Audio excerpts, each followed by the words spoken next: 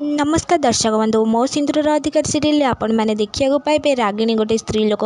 call करके कहते तुमको तुम जिनस मिल जाइए तो तापर से स्त्री लोक कहते मिल जाइए मैडम आउ बहुत भल माल मिली आउ जार दाम भी बहुत हम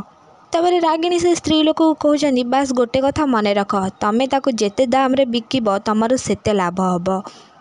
आउ से जिते दाम रे बिकिब मते सेते सर्टिफिकेशन हम तापर से स्त्री लोक कहते ओके मैडम तापर रागिणी कहते आउ गोटे कथा से मरु कि बंचु मते तमें केबे भी कॉल करबनी ता विषय रे मते केबे भी किसी खबर देबाकू चेष्टा करबनी तापर से स्त्री लोक कहते ओके मैडम हे जीव काम हेले खबर मिलबनी तापर रागिणी कहते आउ जदि भूल भी केही तुमको केबे ता विषय रे किछि पचारे तमें कौन कहब सेटा जानिछ तो तापर से स्त्री लोक हसिकी कहते मैडम आज के 10 वर्ष है मुझे काम कर आसूची मु ठीक भल भाव जानी क्या सहित केमी डिल कर आपण जमार भी व्यस्त हुंतुनि आपण ना जमार भी बाहर को आसबनी तापर रागिणी कहते गुड रागिणी से लोकंर कॉल काटी देकी मने मने कहते जो टंका पाई तो माँ मो बापा को मो ठारू अलग करदेला मो हस खुशी सबू छड़े नहीं आज से टंका पाई तो इज्जत नीलाम होबाक जाउछि तो माँ करिथिबा भूल दंड एबे तते मिलिबो